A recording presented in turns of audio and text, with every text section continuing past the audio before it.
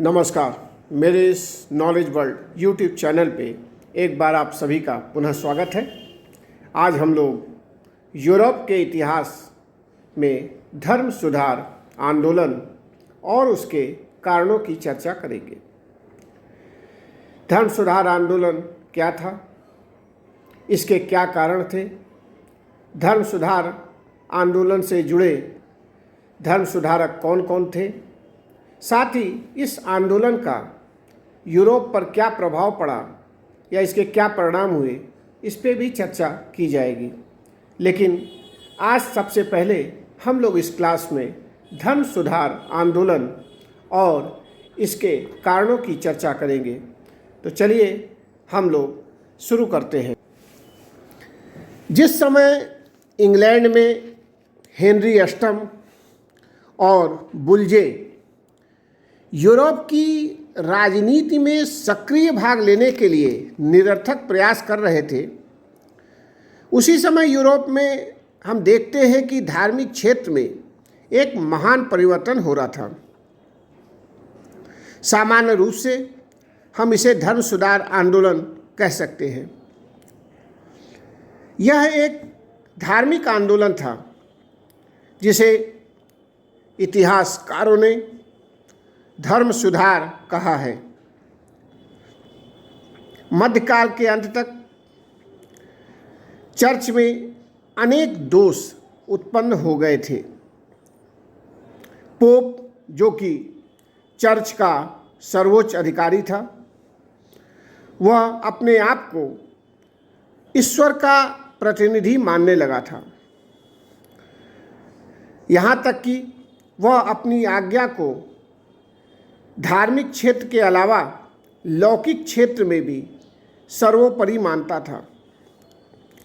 Pope किसी भी राजा को उसके पद से हटा सकता था, किसी भी देश के चर्च को बंद कर सकता था, किसी भी व्यक्ति को ईसाई धर्म से बहिष्कृत कर सकता था। एक तरह से कहा जाए तो पोप ने अपनी शक्ति का दुरुपयोग करना प्रारंभ कर दिया था और साथ ही साथ अब वो राजनीतिक मामलों में भी हस्तक्षेप करने लगे थे। इस प्रकार जो तत्कालीन चर्च था और जो पोप में व्याप्त बुराइयां थी, उसके विरोध में 16वीं शताब्दी में इंग्लैंड तथा यूरोप में आक्रोश पनपने लगा और परिणाम स्वरूप आंदोलन होने लगे। इस आंदोलन को ही हम धर्म सुधार आंदोलन के नाम से जानते हैं। वास्तव में यह आंदोलन धार्मिक अंधविश्वास के खिलाफ था। इस आंदोलन को सफल बनाने में सबसे महत्वपूर्ण भूमिका हम जर्मनी के मार्टिन लूथर की देखते हैं।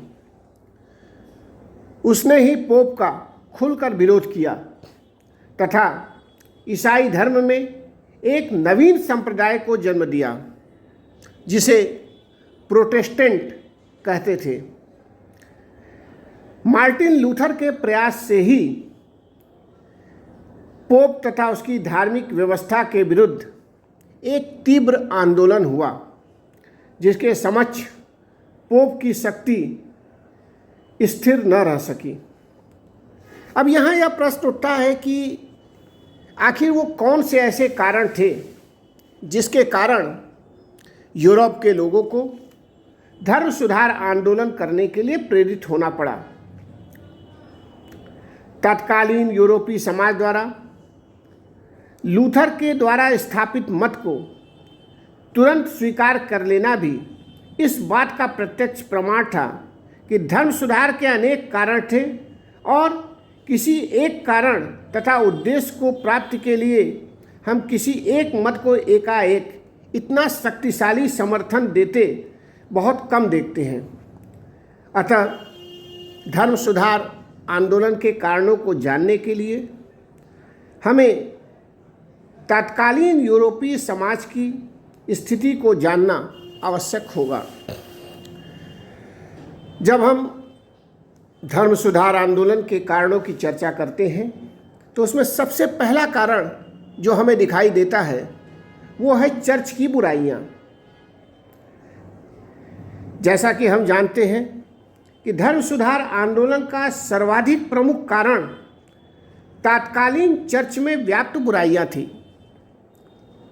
पोप तथा पादरी धनी होने तथा किसी भी प्रकार का प्रतिबंध स्वयं पर होने के खिलाफ थे। वे भोग विलासी एवं पथभ्रष्ट हो गए थे। उनके भ्रष्ट होने से गिरजाघर, जो कि चर्च भी पवित्र स्थल माना जाता था, वह भी भ्रष्टाचार का केंद्र बन गया था।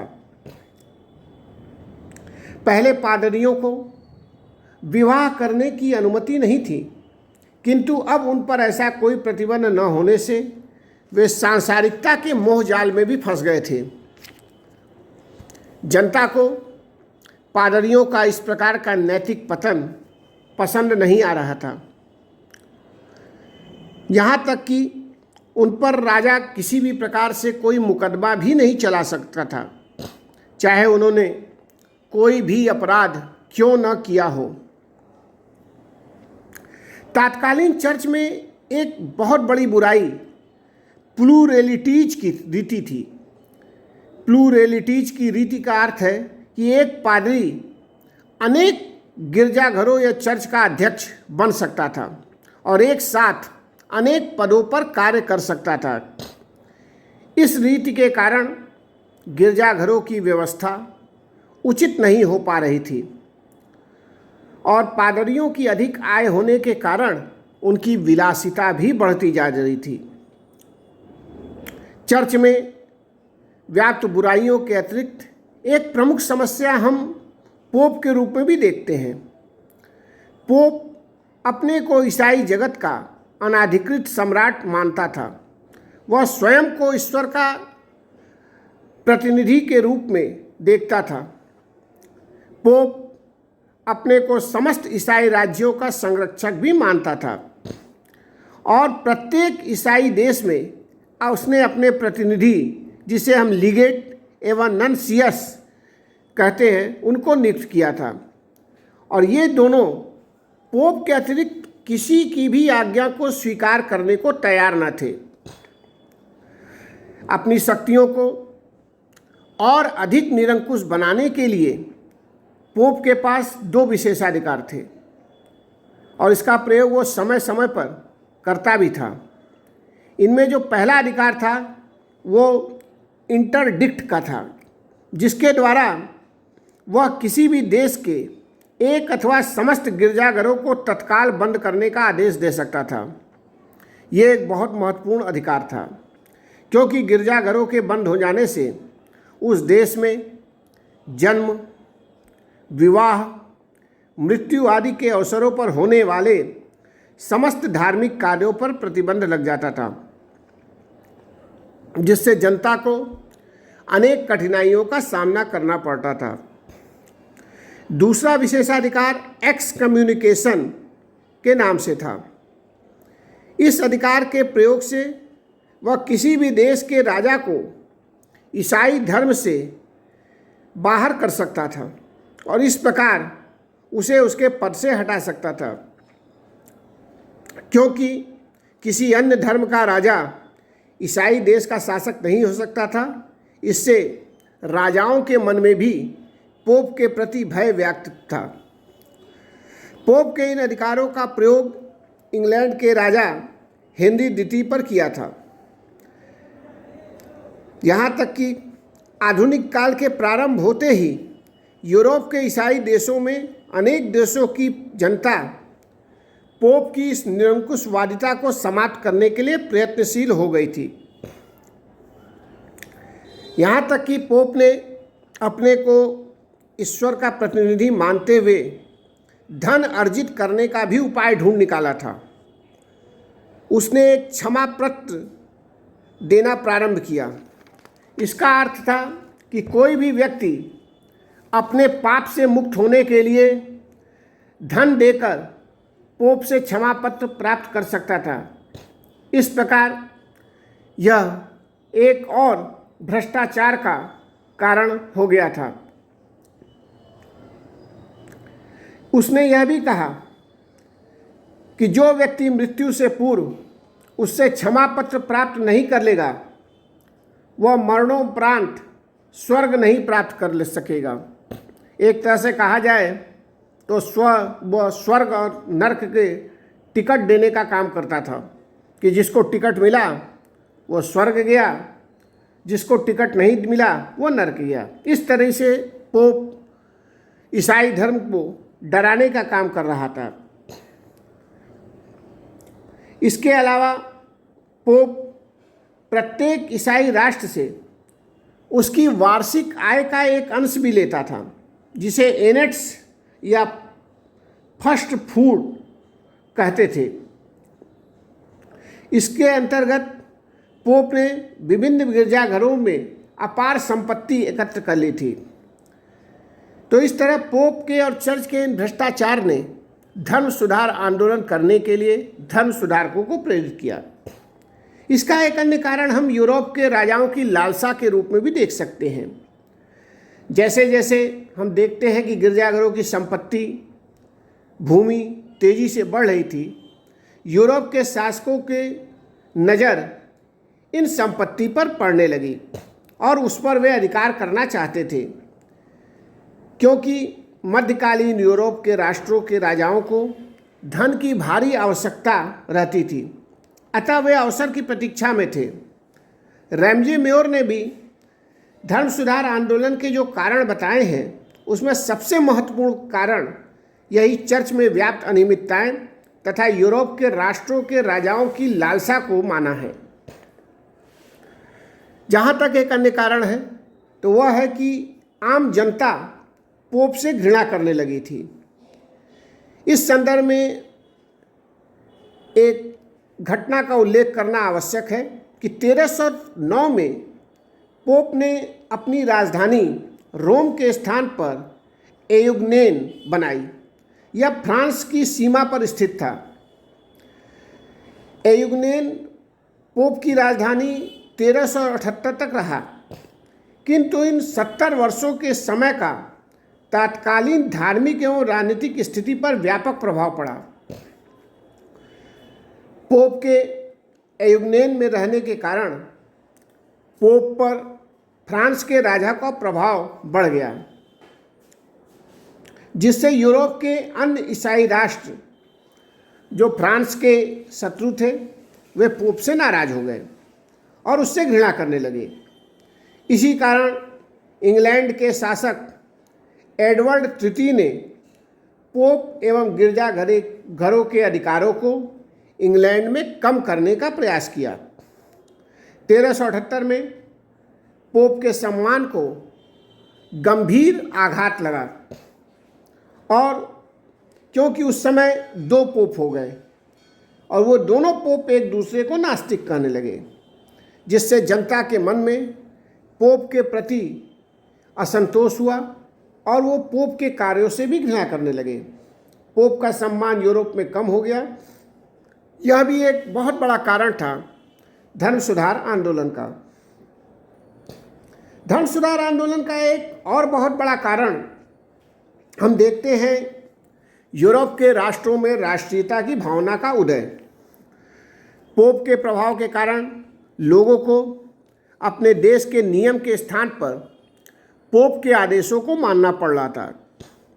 आधुनिक युग में उदय के साथ ही प्रत्येक देश में राष्ट्रीयता की भावना का जन्म हुआ। मार्सिलियो ऑफ पडुआ, मैकियावेली जैसे विचारकों ने इन विचारधारा को और प्रभावित किया। लोगों में यह भी भावना जगने लगी कि पोप एक विदेशी है, अतः पोप के प्रभाव को समाप्त किया जाए। जनता अब देश को धर्म एवं गिरजाघरों से अधिक महत्वपूर्ण समझने लगी थी। यहाँ तक कि धर्म सुधार आंदोलन का एक बहुत बड़ा कारण पुनर्जागरण का भी प्रभाव था। पुनर्जागरण के कारण लोग अब वैज्ञानिक दृष्टि से चीज़ों को समझने लगे। लोग अब तर्कवादी हो गए। अब वे पर्याप्त प्रमाण के अभाव में किसी भी सिद्धांत को मानने के लिए तैयार नहीं थे।